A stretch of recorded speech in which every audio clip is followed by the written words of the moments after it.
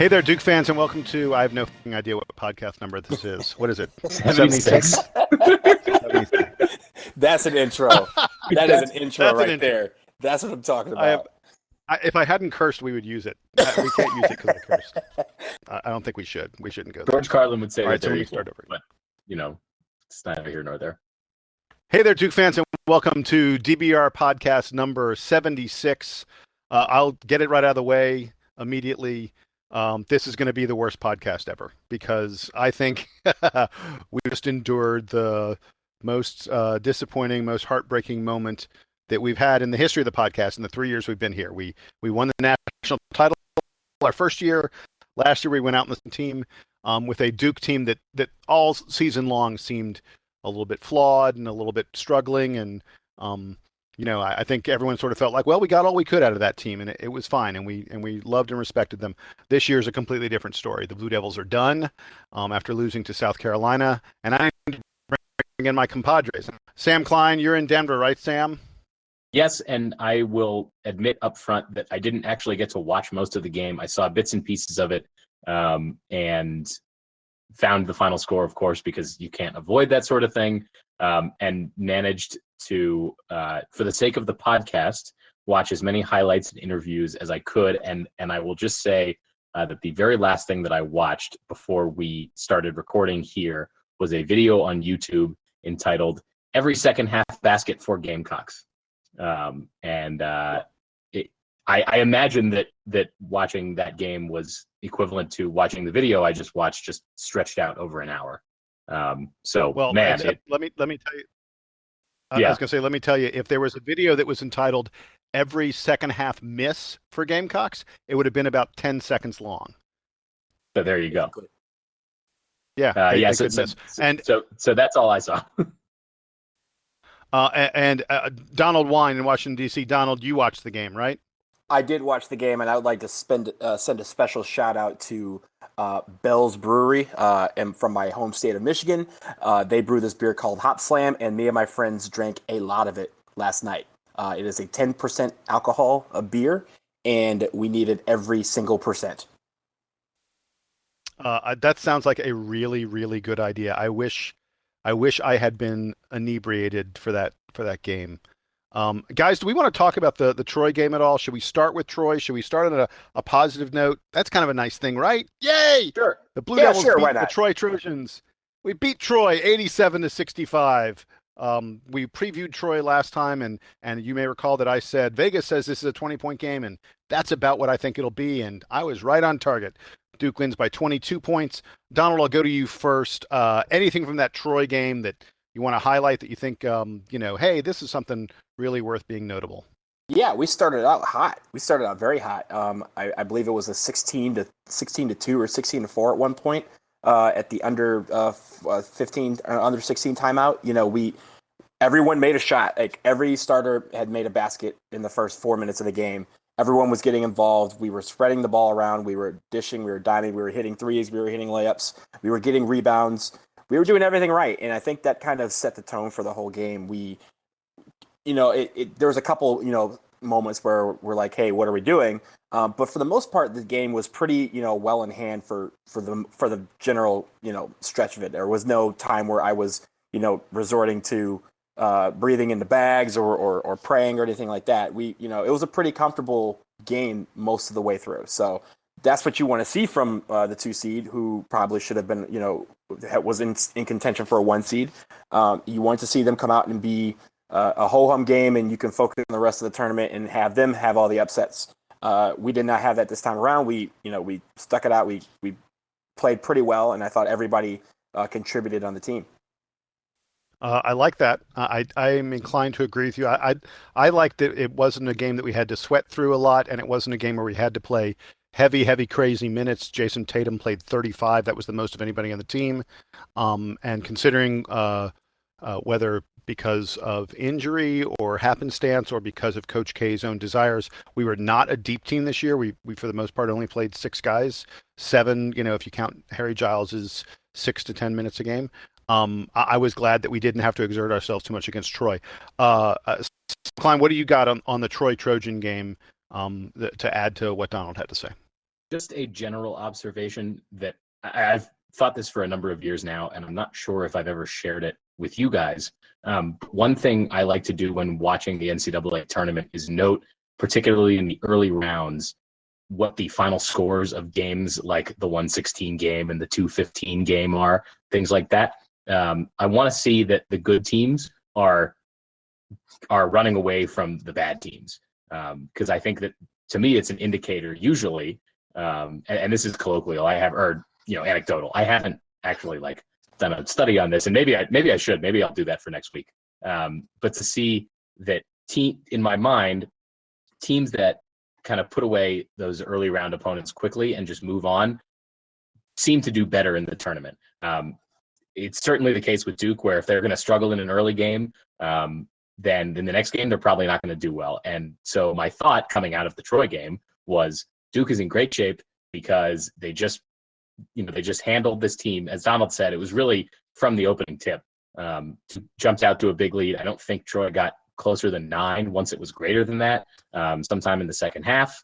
And even at that point, it was like, well, Duke is still playing better than they are. Troy might go on a little run, but Duke would then, widen the gap for a little bit and give everybody some breathing room. So I think that my interesting takeaway from Troy is that I felt really confident when it was over.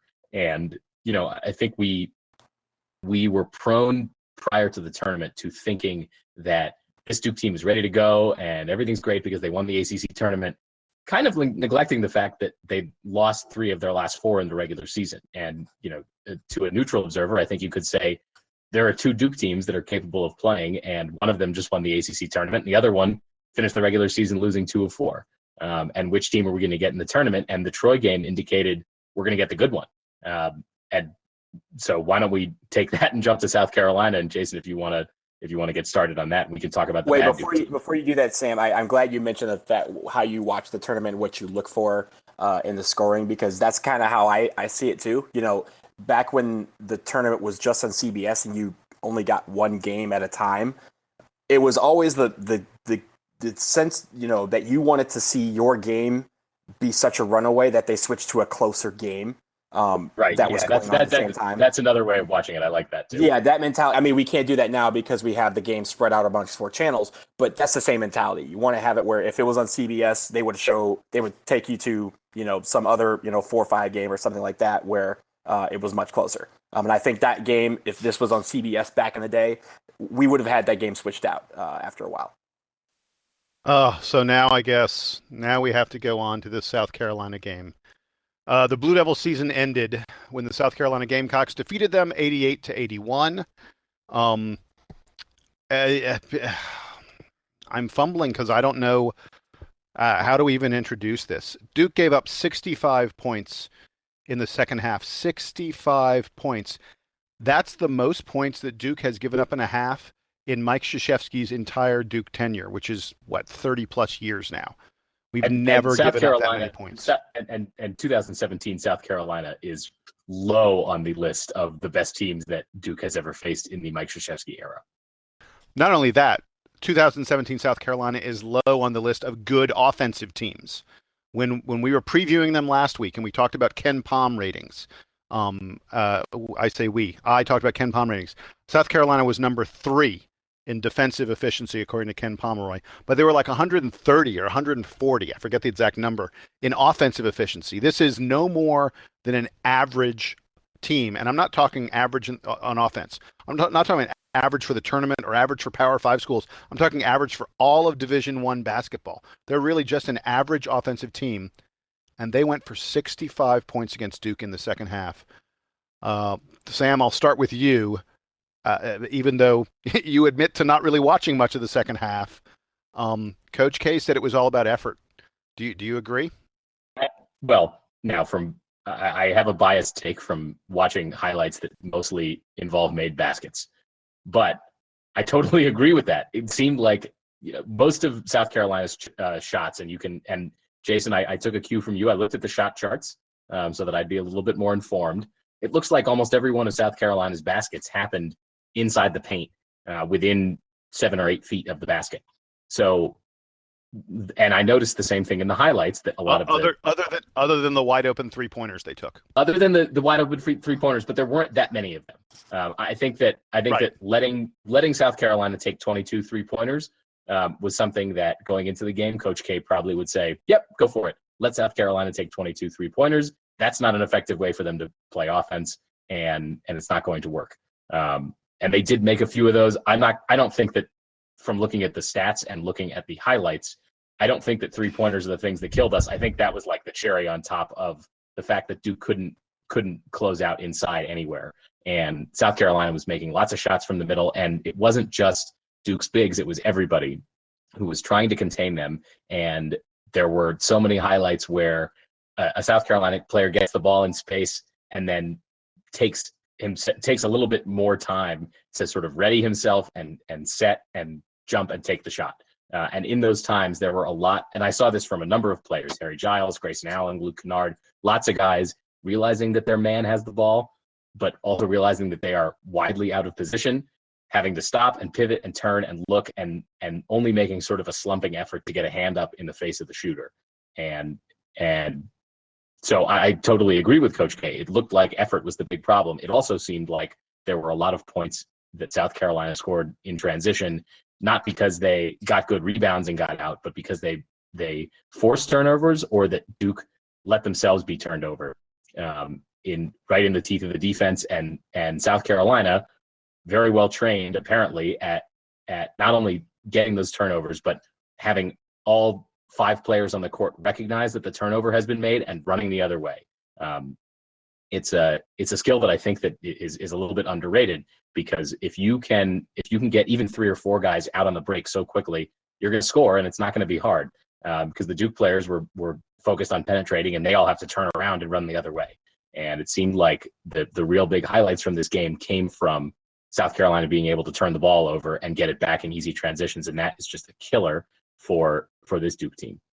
It was the turnovers, but it was also just the fact that South Carolina could not miss in the second half. They shot 71.4%. They were 20 of 28. That's good.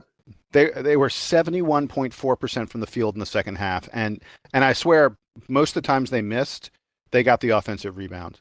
It was just painful to watch. And they were 21 of 23 from the free throw line in the second half as well. Yeah, they literally didn't miss anything. It was so the halves were so different.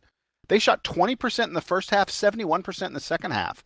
It's like it's crazy. It's insane. And I'll tell you something. I was really worried when we got to halftime and Duke led 30-23. We led by 7 against an opponent that had just shot 20% from the field. And I said to myself, there's just no way on earth that they're going to shoot, they're not going to continue to shoot 20%. In fact, there's almost no way they're not going to shoot 30-35% for the game. The law of averages just says they have to get there. And to get to 30 or 35%, they're going to have to shoot 45 or 50% in the second half. And we only led by 7. And we'd just been turning the ball over like nothing ever. And so the first half, the key stat that I took away in the first half, and you guys know I've talked about this stat before, favorite stat that no one looks at. Do you guys remember? No. I think that's a resounding no. Field goal attempts. I always field goal attempts. Attempts. I looked field at goal that attempts. So at halftime, Duke was 8 of 17. We had taken 17 field goal attempts. South Carolina was 7 of 35. They had taken 18 more shots than we had. They had taken twice as many shots as we had. And that's because we were turning the ball over. So we had 13 possessions where we basically didn't get a chance to take a shot. And I knew we were in trouble when that happened. And for the game, South Carolina took 63 shots and Duke took 53. And there wasn't a huge disparity in free throws. We took 29, they took 32. So they took 10 more shots than we did. A team takes 10 more shots than you do, they're probably going to beat you by about 7 points. Donald, go ahead, pick up from where I left off. What else you got on this game? So when they played Marquette in the first game, they scored 92 points, which was a tournament record.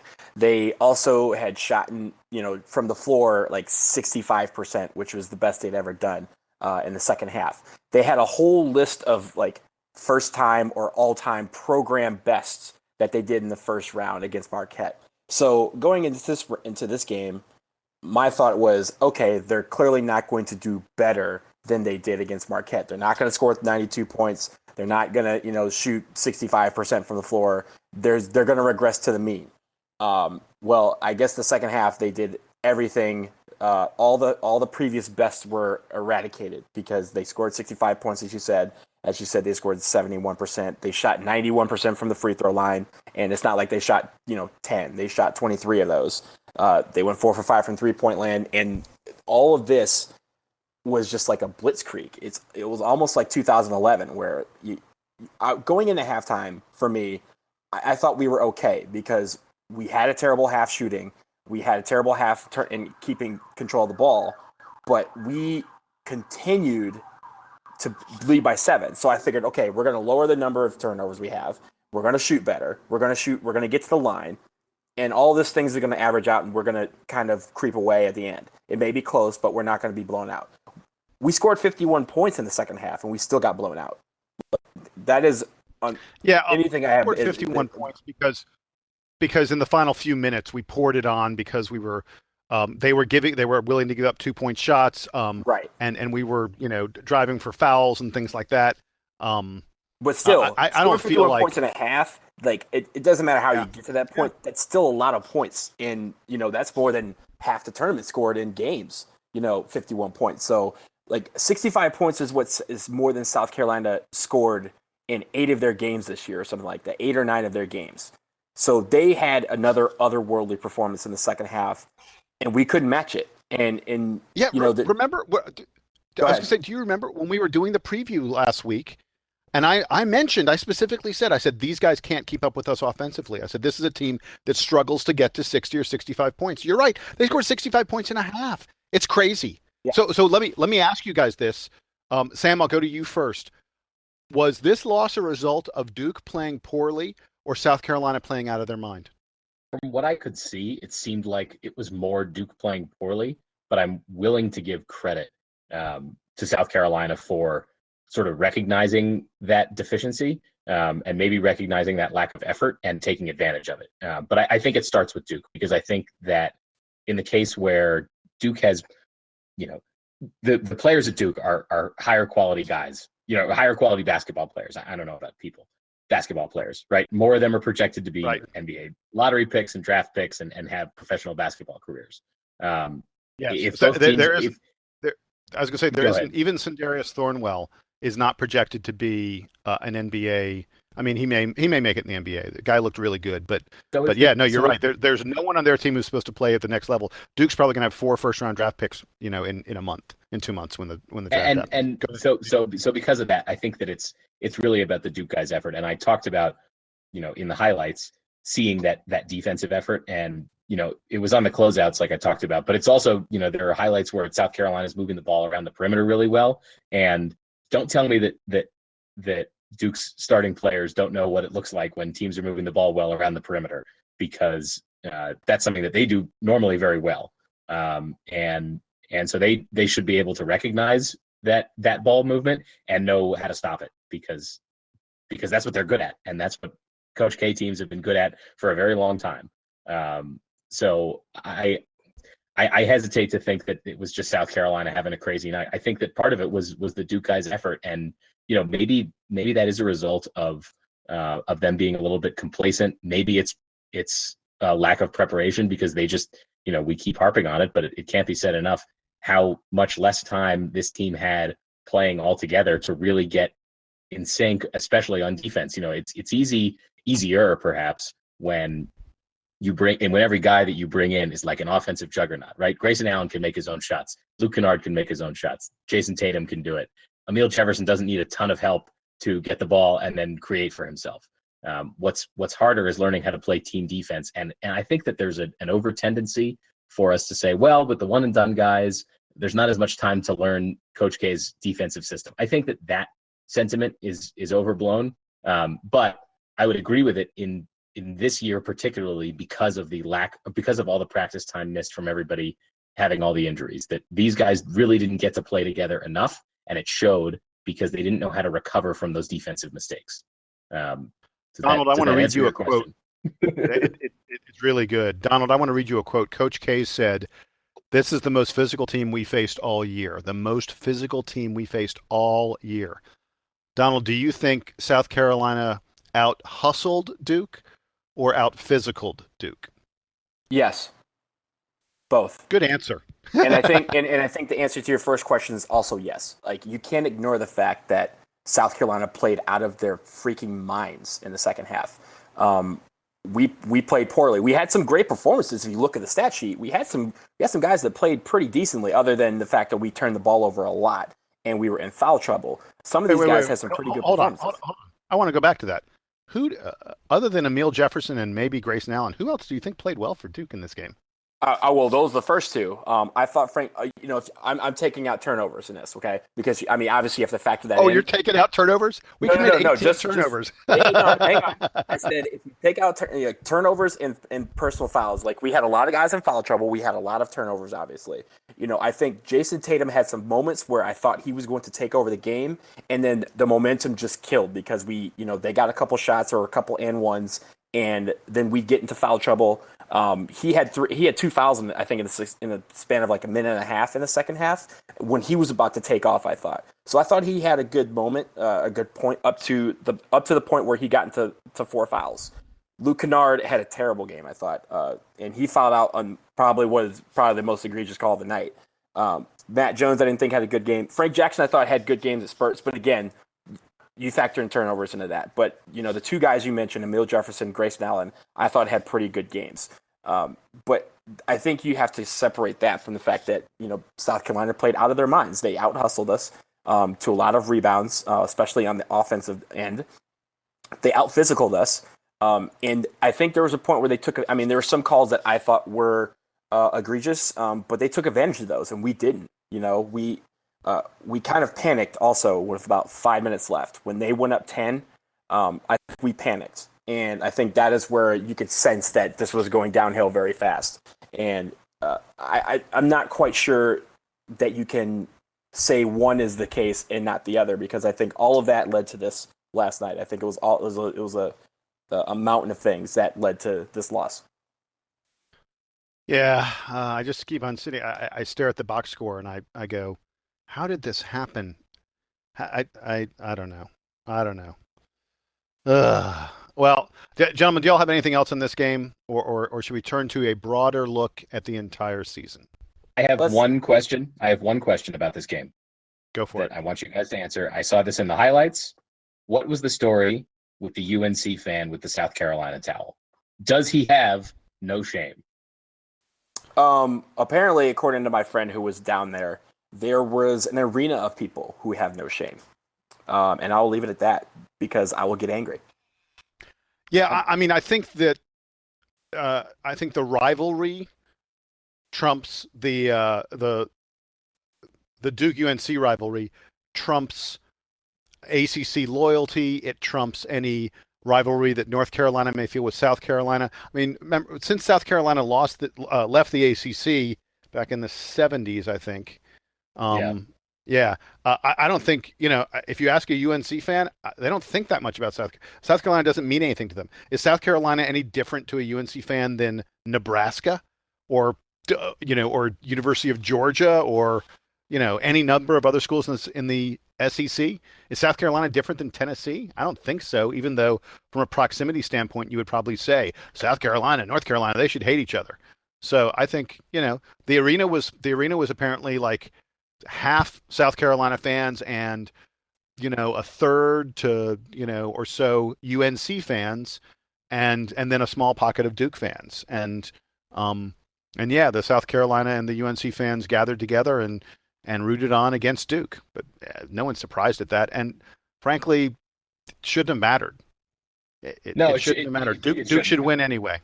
I told some friends before the game that, yes, I acknowledge that this is essentially a true road game, but it's a true road game in, a big arena against a team that, as opposed to being in a small arena where I think small arenas are more intimidating, they're playing in a big, sort of pro style arena. And the team that they're playing against is not as good as Virginia or Notre Dame or a number of other teams that Duke beat on the road this year. Now, certainly in hindsight, that looks silly given that all those teams are gone from the tournament now and the ACC got decimated. But I don't think that the game being in Greenville is any excuse for Duke. So actually, let me expand on that just for 1 minute, because it does lead to a greater question. You know, we talk about a lot of people were talking about the fact that because this game was supposed to be in Charlotte, but because of the HB2 bill was moved to Greenville, that Duke got a true road game essentially against South Carolina, as did Marquette in the first round. And there was a question about why, even with that switch, that South Carolina was put into the East region and put into that pod when they could have been sent to, you know, Tulsa or Kansas City or Indianapolis, I want to say. But it also led. This is something that I was kind of prevalent across college basketball. The teams that are in the tournament, a lot of coaches have really lashed out at the NCAA about the seeding procedure and how some of these teams were seeded. And it's not just South Carolina being placed as a 7th seed at home, essentially. It's you know, Wichita State being a 10, you know, Wisconsin being an 8. There was a lot of coaches who were, even after winning or beating these teams, were like, we both got screwed because this matchup should have been in the Elite 8. This matchup should have been in the Sweet 16. This match should not have been in the first or second round.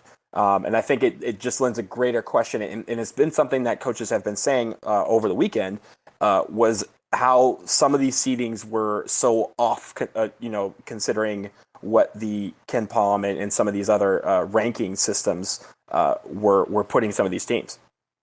I think it's tough because there are so many different variables that I'll show for the committee briefly and say that there are a lot of variables that go into it. And by the time they get down to the 7 seeds where South Carolina is, there are all kinds of other seeding rules that are taking precedence. And at a certain point, they probably throw up their hands and go, well, South Carolina maybe gets a home game against Duke. Like I think there are some other issues that they want to avoid, like early matchups between conferences or you know, like teams that other teams have already played this year. So that being said, I think that you're right. I think that there were a number of issues with the seeding this year, and hopefully that is going to improve next year or whenever they get around to incorporating all the advanced metrics into the seeding process, which I know that they're talking about and might be able to do before next season commences. And the rule is that the top 4 seeds, the 1, 2, 3, and 4 seeds, are all protected. They have geographic preference and they're supposed to be protected, but that only exists for the first game of the tournament, not for the pod and not for the rest of the way. So I think that might be something that they consider looking at in the off season, is whether they protect these seeds for the first 2 games, or at least for the entire pod that they're situated in, and not have situations where you have a 2 seed having the possibility of playing somebody on the road, essentially. Well, so I got a question for you guys, because I feel like there should be an effort made to make sure these games are at neutral sites. But I don't know. I mean, South Carolina, Greenville's 2 hours from the South Carolina campus. It's not like South Carolina's played a lot of games there.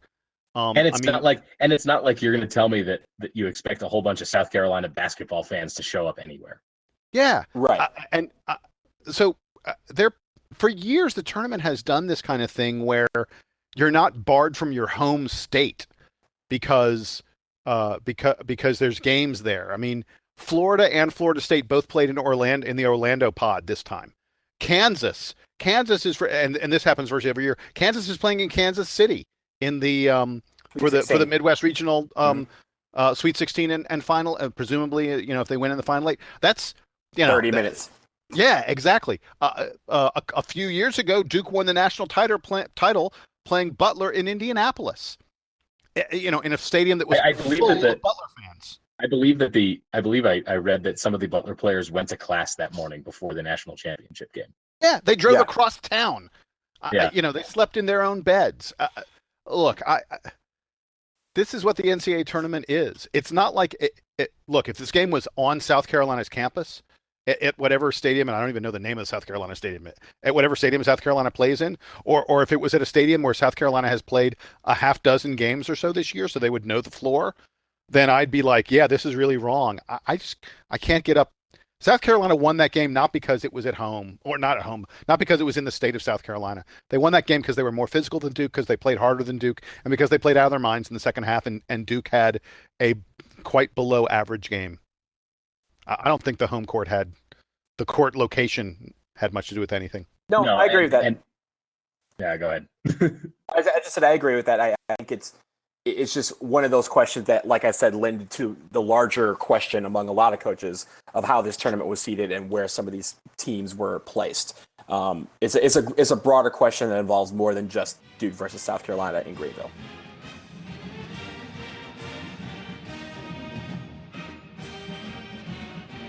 So what I want to do next is I want to go back to the beginning of the season, when the three of us got together and we made predictions about how this year would go.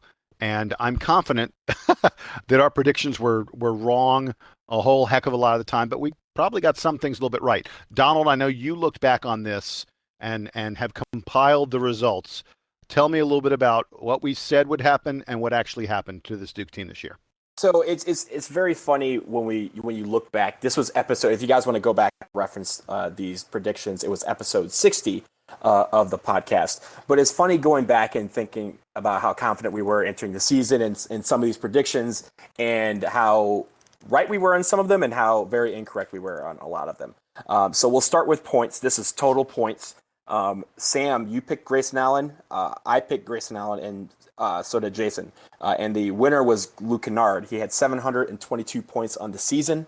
And Jason Tatum, I believe, was second as well. So we were very off on that. Well, I thought at the beginning of the season that's a pretty good pick, but we also did mention that Luke Kennard and Jason Tatum could contend for that title, and it turned out we were correct in that. It's just that we all picked the wrong player. So for rebounds, so let's say that while we're going through these, I don't think any of us was off base, right? It was totally fine to pick Grayson Allen. No one knew that he was gonna both regress, or not both. He was gonna have that combination of regressing and having the injuries and having the suspension that was surrounding his whole tripping thing, which seemed to affect him even, well after it had all died down. No, we were very, very, that was a good pick. That was a logical pick. He was the preseason player of the year. Good luck. He was supposed to average 20 points a year. That's a logical pick. If he and Kennard both leave after this season, good luck picking a points champion next year. Right. Okay, let's move to rebounds. We all picked Emil Jefferson. We all were correct. Emil Jefferson with 293 rebounds. So that's one for all of us. In rebounds per game, which was a new one we added this year, due to what we called the Giles effect, because we knew he wasn't going to start the season, but we figured he'd come on strong in a big way.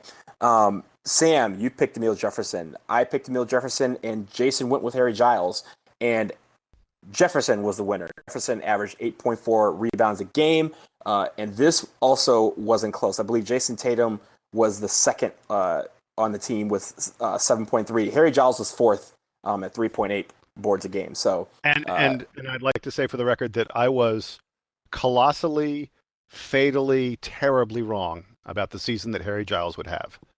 I think we all. I don't think anyone's blaming you. Everyone's hands are raised. Everyone's hands are raised. Absolutely. Yeah. So for assists, Sam and I picked Frank Jackson, and Jason went with Grayson Allen. And Grayson Allen, with 119 assists, was the total assist leader for the team. Let me see where Frank Jackson was. Frank Jackson was pretty far down the list. He was fifth on the list. It was 61. Yes. Yeah. Luke Kennard was second with 91. So Luke Kennard, what we did predict, and I think this is kind of funny going back, what we did predict was, as we were going through these, you'll find a lot of these we did not have Luke Kennard. None of us had Luke Kennard for points. None of us had him for assists. But we all knew that he was going to have a monster year. We just did not pick him for any one of these individual categories. In that regard, I think we were pretty spot on. I think what was tough about Luke Kennard this year, about seeing that breakout, is that, in Duke's ideal situation this year, Kennard probably wasn't in the starting lineup if Coach K maintains his needing to start all the starting all the captains, which at the beginning of the season were Allen, Jefferson, and Jones, and then assuming that the two super duper, lottery pick freshmen in Giles and Tatum were also going to get starts. Right. So it made sense. I think if we had to go back and rank all these as we're going through them, and sir, I'll make excuses for us. If I had to go back and rank at the beginning of the season, okay, tell me who's going to lead the team in points. I would have picked Kennard second or third. I would have picked him second or third in assists. I would have thought he was going to be right behind Allen in pretty much everything, with the point guard situation notwithstanding. Yeah, and I think you're spot on there. Okay, so moving on, we're at blocks now. Sam and Jason went with Emil Jefferson, and I went with the bold pick of Marquise Bolden, and my bold pick was way off. I don't think you won that one. No, I wasn't even close. Emil Jefferson had 65 blocks. He led the team by a lot. Can I chime in and say we were colossally, phenomenally, unbelievably wrong about Marquise Bolden as well? Yeah, you could say. And I don't want us to get into all the speculation because there was a lot of it, especially during that South Carolina game, and I think maybe during Troy as well. But yeah, it's a shame that we were as wrong as we were about Bolden. And personally, I hope that he comes back to Duke next year and gets a chance to redeem himself in that regard. I am really rooting for Marquise Bolden to be a lottery pick in the 2018 draft. That's a great way of putting it. I like that. Yeah. All right, so blocks per game, another added category to the Giles, considering the Giles effect. Sam and I did go with Giles, and actually, I'm sorry. All three of us went with Giles. All three of us were very wrong. It was Emil Jefferson at 1.9 blocks a game. Steals. Sam had Frank Jackson, I had Matt Jones, and Jason had Grayson Allen. And somehow I won, that's awesome. Matt Jones led the team with 63. He almost doubled up the second place person, who was Jason Tatum. So this is my time to say, I told y'all that this was going to happen. Okay, Donald. I actually had no clue that was going to happen. I thought it'd be close between. Basket that one very quickly. I will. I just did. All right, moving on. Field goal percentage. This was a minimum of 50 attempts. And the winner, Harry Giles was Sam's pick. My pick was Emil Jefferson, and Jason went bold with Bolden. And I'm going to gloat with this one too, because it was Emil Jefferson at 61.3%. There was a couple guys. I was really wrong about Marquise Bolden. Yes. I had that earlier. It's okay. We'll forgive you. 3-point percentage, minimum 20 attempts. Sam went with Grayson Allen, and myself and Jason went with Luke Kennard, and Luke Kennard was the winner there, 43.8%. How did you guys know that? How did you guys know that one? I don't know. I'm not even going to sit here and say that I knew that was going to happen. I guessed. I basically thought that you both were going to go with Grayson Allen, and I went with Luke Kennard. But at this point, if you recall, you looking back, this is now funny. You were saying that you were considering not picking Giles for some of these Giles effect categories because you thought that he might injure his knee during the season and would have to sit out a few games. And your punishment for saying that was that you had to pick first all of your predictions from the time we did rebounds. So I basically thought, okay, Sam has to go first. So when you picked Allen, I went Kennard because I thought Jace would also go Kennard, would also go Allen, and he picked Kennard. So a lot of these were basically based on what Sam had already put down, and I was like, cool, I'm in here. I did correctly fade Giles pretty hard. Yes. Yeah. Okay. I remember the reason I picked Kennard for that category was he was not good from 3-point range last year as a freshman, and I went the law of averages. He's too good a shooter. I thought. I said he'll have a good year this year because he struggled so much last year, and the law of averages says that he will have a better year this year, and I was right. Right. So the next category is wins, and this is one where I remember this one. Yeah, we're getting into some rough categories. All now. Wrong. Okay, so Sam had 36, I had 37, and Jason had 38. If Jason had said 28, he would have been right, but he didn't. So we were all wrong. Am I remembering correctly that I tried to change and go lower at the end of this? Yeah, you tried to play Price is Right rules and go with 12 or something like that. No, I think you said 35. And then Jason said 39, but then changed to 38. Or he said 38, contemplated switching to 39 and went back to 38. So either way, we were all very, very wrong. I will say, I think it's worth noting that if any one of us had gotten this one correct, if any one of us had said 28, we would have been kicked off the podcast immediately. Exactly. And not been allowed to participate. So there there was you can't win a national championship with 28 wins unless you have I don't know. Every year that we've done this, the team has performed worse in the tournament, and every year I've gotten slightly. I don't know if our listeners can tell. I get a little bit more confident as each year passes, passing judgment on this team as we're talking about them. Not that I was inclined to guess that they were going to win 28 games this year, but you could have talked me down into like the low 30s, I think. Right. But yeah, so we were all very off on that. ACC teams in the NCAA tournament. Sam, you went with 9.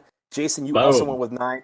And I went with 8. So I was alone. You guys can gloat for a second at me. Because I got that right. I got that one right twice. Because I also predicted that at the end of the season. A couple weeks ago. And I think I said 8 at the beginning of the season. I said 10 a couple weeks ago when we were talking about how many teams could possibly get into the tournament. It was 9. You guys were right. I was wrong. 100-point games. This was fun. Oh boy, Sam, you predicted Donald, I think 3. You lost this category if I remember correctly. Well, we'll talk about it. Sam, you predicted 3. Jason was just idiotic and picked 7. And then some kid picked a. Oh, I put a 0 in front of that, didn't I? Yeah, I picked 10. So yeah, we had one game over 100 points. That was that 110-55 victory over Georgia Tech back in January. This is depressing. we had a few games where we were in the 90s, and I asked early in the season if I could just chalk those up and say I was close but no cigar. The answer was no. But even that wouldn't have helped either because we only had one. And the final 4 predictions that we had, who cares? We're not in it. Yeah, great summary. All right, yeah. So in summary, who won the game? So Sam, you got 4 categories right. Jason, you got 5 categories right, and you are going to share the title with me because I also got 5 right. I will cede the title to you because I feel like I was so wrong about this season. I think all 3 of us are wrong about this season. I want to pose a question to you guys. Sam, I'll start with you.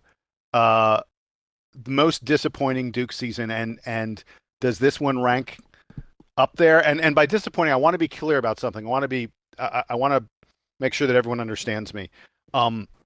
If you ask me for the time that I was the most down, the most upset by a Duke loss by the end of a Duke season, I'm going to say to you 1986, which was my freshman year when we lost to Louisville at the last second.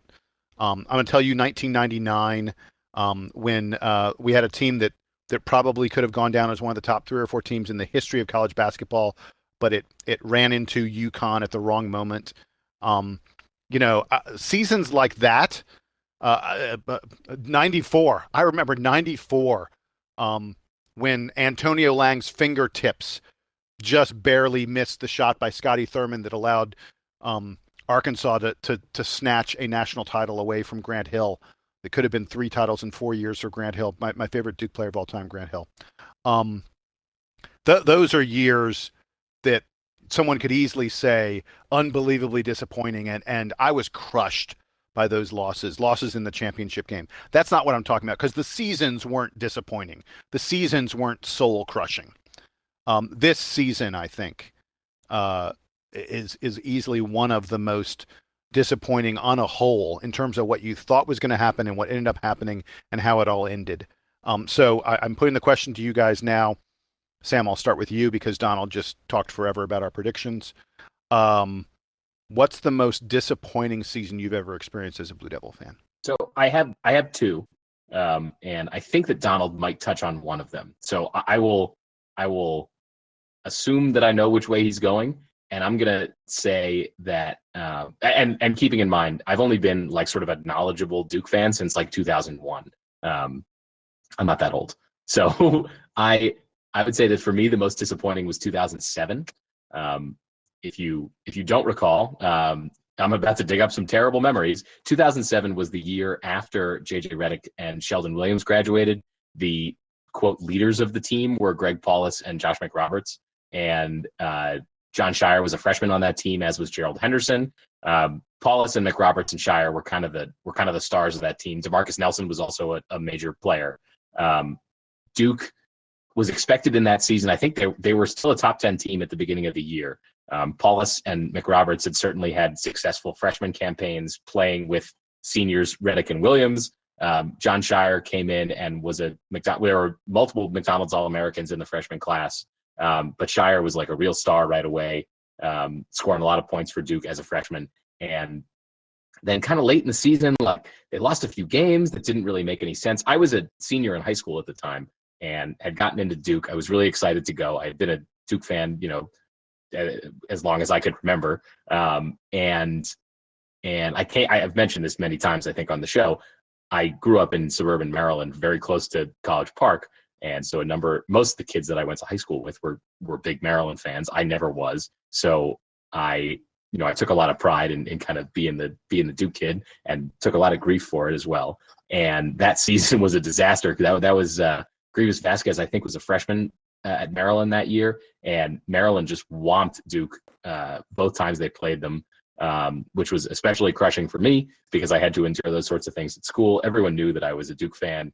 By the time the tournament had come around, I already knew that I was going to Duke, and then Duke was a 6 seed and lost in the first round in the tournament to VCU, and that was the first time that Duke had lost in the first round, I think, since the 80s maybe, or maybe even before that. But it had, for somebody my age, there was no memory of like 1995. That was like just before I could have been like conscious as a sports fan. Let's say 96 was the last time but until then that we had lost in the first round. I want to say. So 96 for Michigan. But I don't really, I don't really have a memory of that. Duke had just come off a stretch where they had made they made 3 Final Fours. It was 99, 01, and 04. But every year it seemed they were a 1 or a 2 seed, and they were in contention for the championship, and they were making the Sweet 16 like every year at least. Like it wasn't a question that Duke was coming out of their first round pod. And that season, Duke didn't play well down the stretch. They lost to that VCU team, and it was even though it was only a 6-11 game, it was such a stunner, I think, to me. But I think it also really shook college basketball because it was like, oh my God, Duke can lose in the first round of the tournament, and they can have all these McDonald's All-Americans and not just waltz into the Sweet 16 and see what happens. And in my young Duke fandom, I didn't remember a season like that before. So I think that one was especially crushing. It made it a lot sweeter when 2010 came along, because I came to campus the next year, and a lot of the guys who were key contributors on that 2010 team were either my class or the class that had experienced that loss. So we kind of got to watch them every year get a little bit better. And then 2010, where they were all playing so well together and won that championship. I would say that 2010 is my sweetest season. But 2007 is my most disappointing. So Donald, which one were you going to pick? So taking out the Final Four games, because if we'd done that, my favorite or my most depressing moment ever is 2004, and there was nothing that will ever come close to that for me, because that was my ssenior year and that was my final game in college. But it came down to 2-9. And by the way, that was a game. You're talking about the UConn game, right? I'm not talking about any game. That game, in my mind, has never existed. I have never seen a replay of that game. I don't even want to talk about it. That's how depressing that moment was. Okay, because I was going to say that was the game that Duke had to play 5-on-8 the whole game. Correct. Because it was UConn's 5 players plus the 3 referees. I had the front row seat to all of that at the Alamo Dome. I still have never been back to San Antonio. That's how depressed I was for that game. But anyway, the 2 years that I think are the greatest teams that I have seen since I went to Duke was 2002 and 2011. Both of those teams I thought were stacked. They were incredible. And 2002 was depressing for me. I thought that team I thought deserved a title. It was the best team in the country, in my opinion. And we just ran up against, some difficult odds. And even in the final second, that was a heartbreaking way to lose that season. But I think 2011 slightly eclipses that. And the reason why is because we never got a full season of Kyrie. I think if we had a full season of Kyrie, we go undefeated or maybe lose one game. But I think that team was that year was robbed of us being able to be the best team in the country because we were missing Kyrie. And I understand that with that team, with Kyrie being out, it led to the emergence of Nolan Smith becoming a National Player of the Year candidate. And in my mind, he was the best player in the country that year.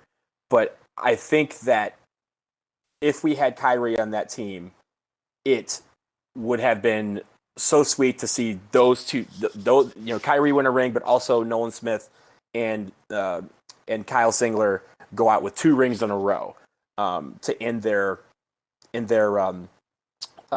career. So that eclipses it for me because it's more of a what could have been situation more than 2002. 2002 was like I don't want to say the word choke, but it was like we messed up. We should have won that game. We should have beaten Indiana. And if we did, we probably would have been romping all the way to the title. But the 2011 team was more what could have been, and that's why it's a little bit more depressing. You guys cited most of the ones that I was going to talk about and think about.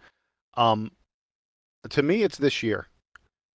And the reason it's this year is because of the expectations we all had. Harry Giles was the number 1 recruit in the class.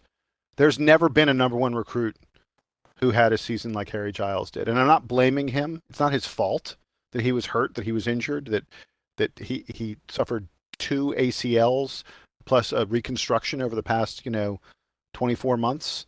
I don't blame him, but Harry Giles was supposed to be Chris Webber. Harry Giles was supposed to be one of the great players in college basketball. And not just Harry Giles. There were just lots of guys that didn't have the seasons we expect. Grayson Allen was supposed to be the best returning player in all of college basketball. Grayson Allen was a lock to be a first-team All-American. And it didn't happen. Not even close. And again, I'm not blaming them. But this season, we lost 9 games this year. There's just no way a team with this much talent should lose 9 games. And I'll tell you something else interesting. I think it's a cumulative thing. Duke has lost 20 games in the past 2 years. We lost 11 last year and 9 this year. We've lost 14 ACC games. We were 11-7 in the past 2 years. We were 11-7 both this year and last year. And look, again, I'm not blaming the players for this. They play hard. Last year's team especially played really hard. They did everything they could with what they had. But the 20 losses that we had between the past 2 seasons, you have to go back. You have to include the horrible 94-95 year to find a 2-year period where Duke loses 20 games. The lost season where Coach K was out and everything fell apart. 14 ACC losses between 2 seasons. Other than that crazy 94-95 season, you got to go back to 1983 when, Coach K was, had just arrived at Duke. They hadn't even made an NCAA tournament under him yet, to find a 2-year period where Duke loses 14 games in the ACC. It's, you've heard it in my voice this entire podcast. And I didn't expect Duke to win the national title. Yeah, I picked them in my pools and stuff like that, and I was really encouraged by the ACC tournament. But if you look at the season on a whole, I wasn't going to put money down on Duke winning the national title this year because of the season as a whole. But man, back in October and even into November, I would have put a lot of money on it. I think that my expectations for the season are a little tempered by the fact that, there were games where Duke was really great this year, and Duke was expected to be really great this year. There was not a game this year where Duke looked the way that people talked about them before the season.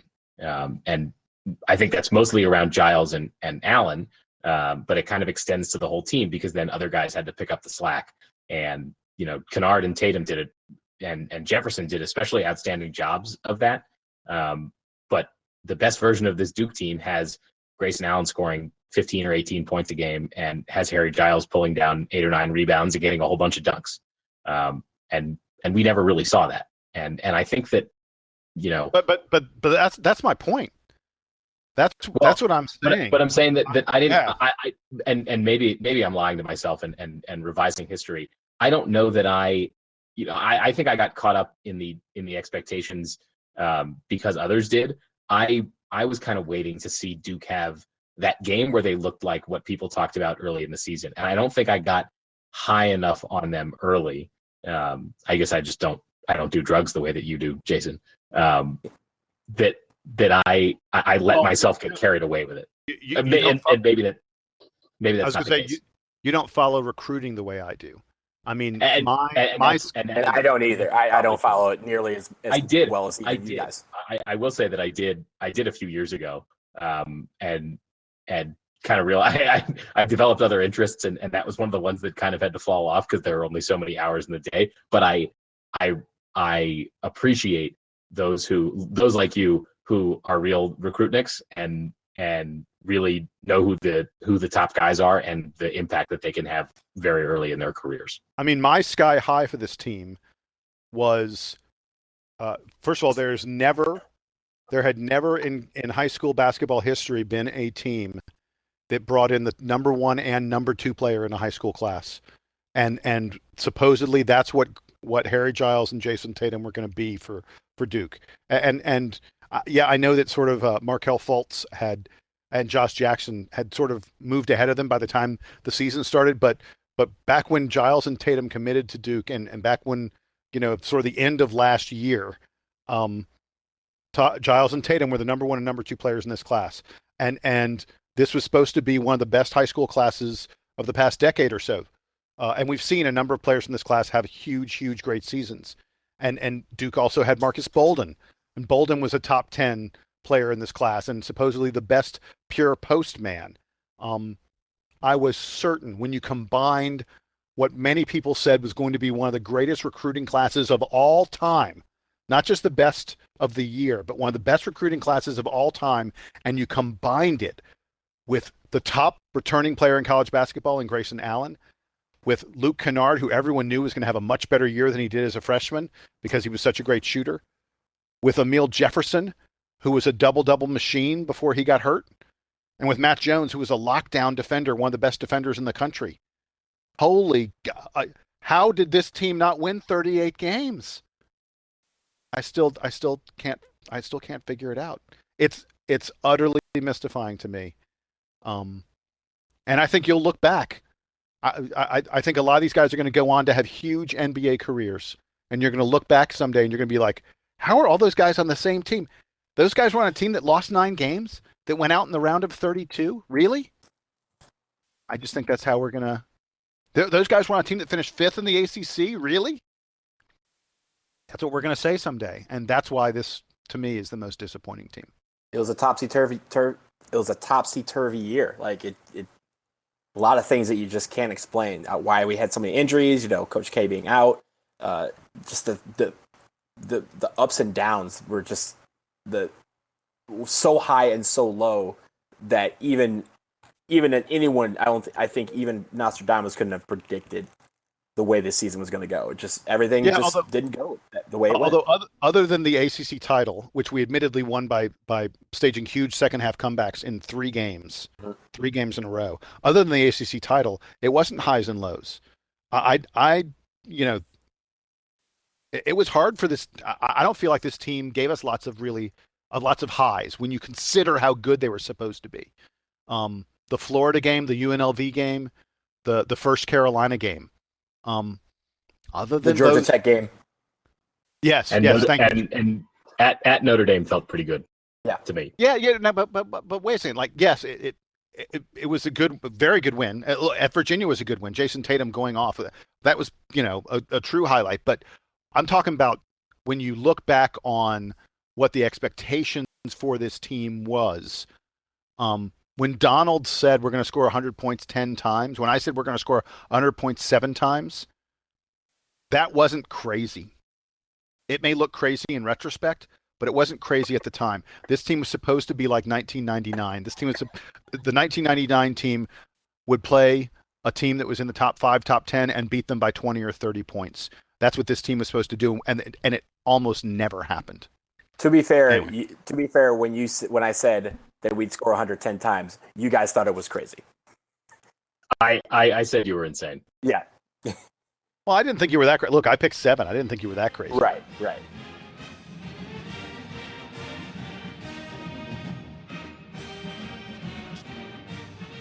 All right, gentlemen, we are going to do a real quick player of the week and then player of the year. So let's start with player of the week. 2 games, Troy and South Carolina. And Sam, I will begin with you. Who is your player of the week, the final player of the week for this season? Because what's the point of taking this game seriously at this point? I will take the very temporary magician on this Duke basketball team sitting at the end of the bench, Javin DeLaurier, who made one of the most outrageous baskets that I've ever seen in a basketball game at the end of the Troy game. I think he just lost the ball, but it somehow continued on its trajectory towards the hoop during a fast break and landed. And he kind of went up to try to tip it back into himself, but he didn't have to because the ball just swished right in. And there's a great photo of him coming down from that leap, and he has this look on his face like, I do not know what just happened. Yeah. So Javin DeLaurier, here's to many more years of you being a Duke Player of the Week.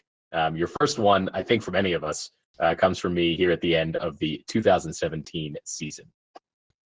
Donald, who is your player of the week? I'm going to go with Emil Jefferson. Final 2 games of his college career, and he left everything out there. He played his heart out. He played very well in both games. He was, again, the leader, the quarterback. He got rebounds when we needed him. He scored points when we needed him. He got double doubles. And he just, he showed that he's, going to go down as one of my favorite Duke players of all time. He came correct, and that's why he's my player of the week in the final week of the season. So I'm going with Grayson Allen, and I know there are Duke fans out there who will not like me saying this. I believe that we saw Grayson Allen's last game at Duke against South Carolina. Believe me, I would love for him to come back. I don't think he will. I thought he played really well against Troy, and as much as anybody except for maybe Jefferson, I thought he kept his head on his shoulders, and he kept fighting and trying to do the right things against South Carolina.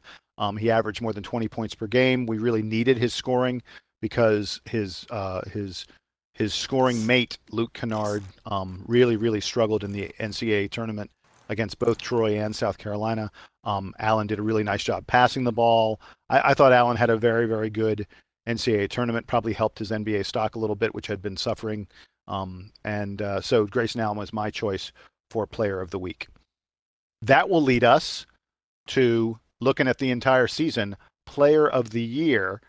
And Donald, I'll start with you. And I'm going to say right now that you cannot pick Javin DeLaurier as your player of the year. Well, I'm not. I'm going to go with what I think will be the obvious pick, and that's Luke Kennard. I thought Luke Kennard was the ACC player of the year. I thought he was one of the best players in college basketball this year. He led our team, and we talked about at the beginning of the season with how the lineup would shape up, that we thought that Luke Kennard would be on the outside looking in. But he got an opportunity when Jason Tatum went down before the season started, and also Harry Giles and Marquise Bolden were also out. He had a chance to start, and he took that and ran wild with it. He was our best scorer. He was our best player in most of our games. I think there was a streak of 6 or 7 weeks in a row where he was Jason's player of the week. And it was for good reason. He played well the entire season, and for that, I'm giving him my Player of the Year award. Sam?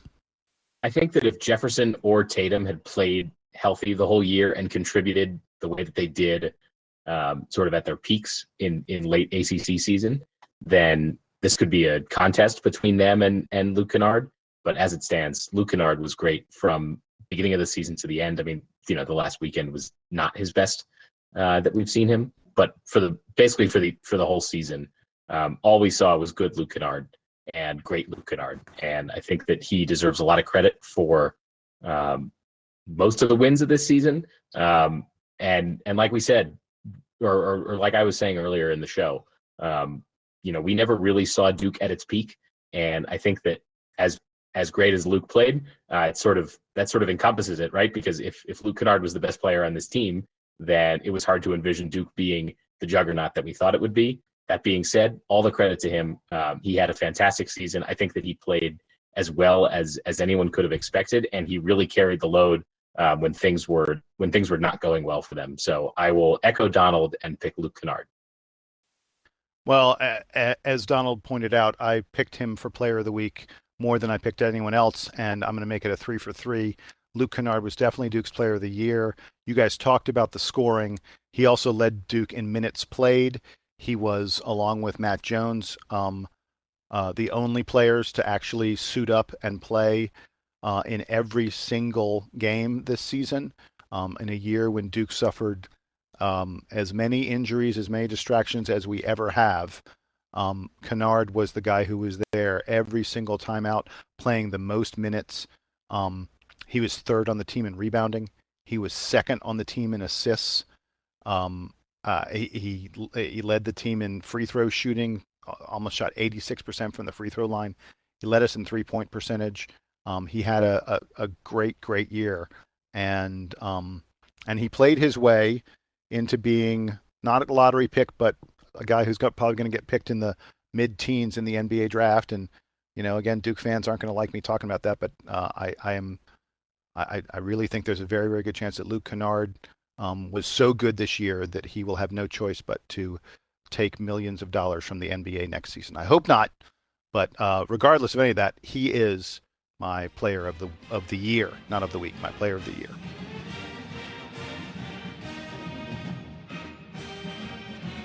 All right, gentlemen, we're about to sign off, but before we do, we will do parting shots for one last time during the 2016-2017 season. Donald, I will start with you. What is your parting shot?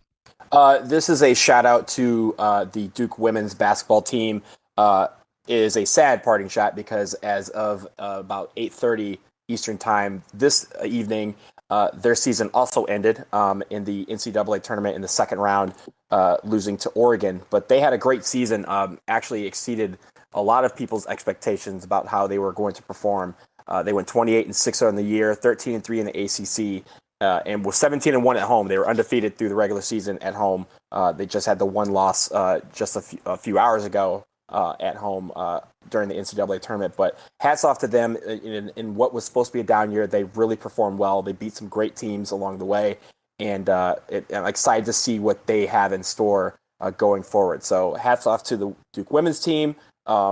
Wish we could be following you over the next couple of weeks, but congrats on a great season. Sam, you're up. All right. My parting shot is more of a question that I will pose to myself and pose to you guys. I'm looking at Duke's current roster, so for the season that just ended, and wondering to myself, so this year, Matt Jones and Emile Jefferson both got really nice, senior day celebrations in Cameron. And I'm wondering, as I'm looking at the roster, who is going to be the next, not guy who's a senior, who's a scholarship player to graduate from Duke, but who's the guy who we're going to say, who was a key part of the rotation and who becomes like a celebrated like captain and player for this team.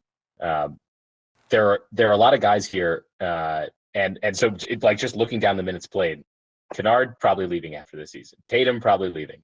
Jones is gone. Jefferson's gone.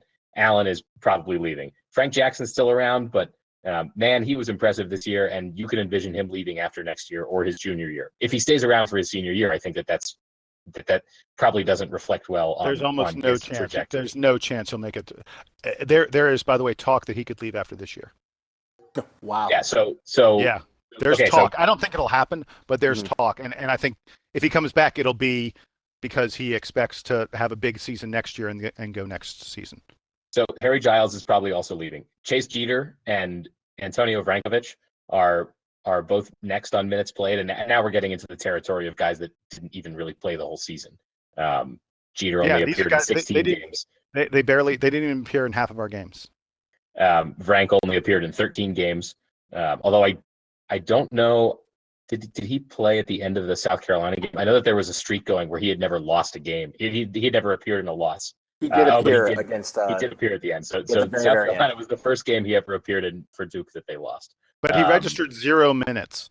Right, it was still, 0+. He still showed up in the box score. So yeah. So the guys who I think you're picking among are Vrankovic, Jeter, and then further down Jack White, and those are the only guys. I mean, Bolden is on the team, but again, another guy who we expect will leave as soon as he is ready.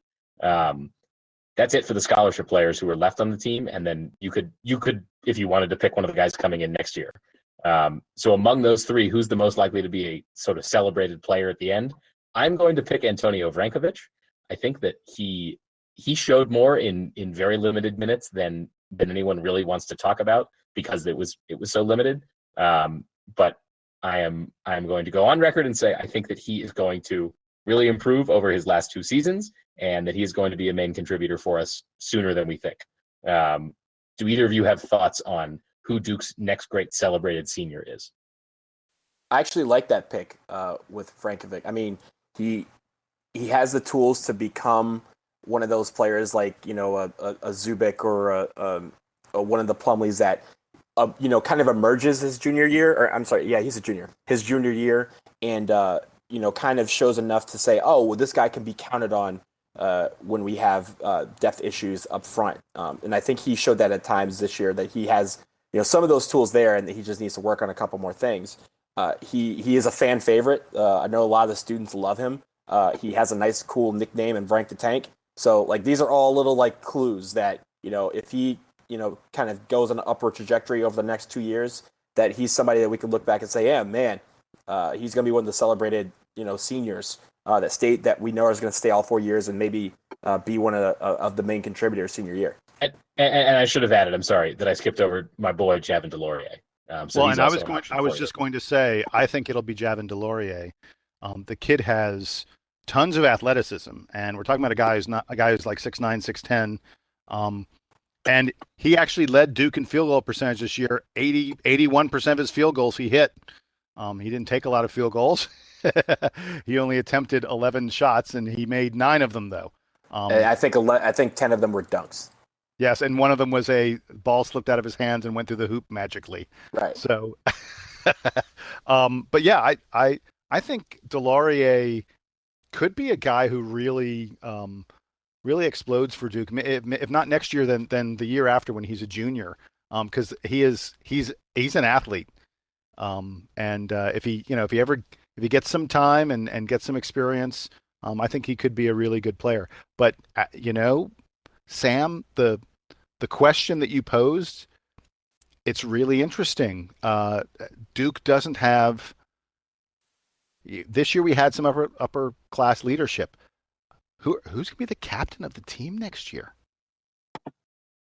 I mean, especially because there's some talk that, and I hate getting into this speculation. Should we even do this? There's talk that Chase Jeter may transfer. If Chase Jeter transfers, I think Frank Jackson, experienced player, coming back next year, possibly. Yeah.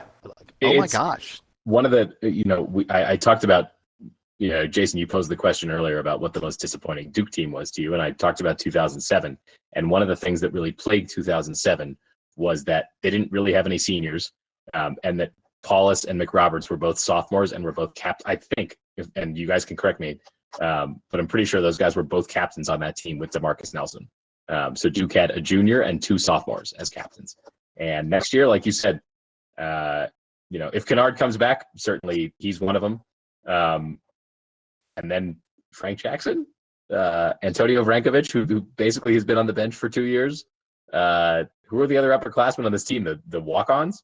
So yeah, leadership is going to be a real challenge without Emil Jefferson next season. Yeah, well, probably the biggest thing we're losing this season from this season to next is leadership. It's going to be tough, and it'll be a challenge. But Duke has some great recruits coming in, and we don't know. We don't know which of these guys are going to decide to leave for the NBA or elsewhere. That's one of the things probably the next podcast we'll cover. Not sure when we'll be back, folks. Probably shortly after the national title, when we have a better sense of who is coming to Duke and who is leaving Duke. It'll the go possibilities from, are endless. Maybe we'll go from baseless speculation to informed speculation by then. Yes. Wow, that would be just crazy. I don't even know how we would handle that. Yes, I hope for informed speculation. And by the way, it's worth noting that Kennard, Allen, Giles, and Tatum all said after last night's loss that they were undecided on their NBA future. They don't know what they're going to do.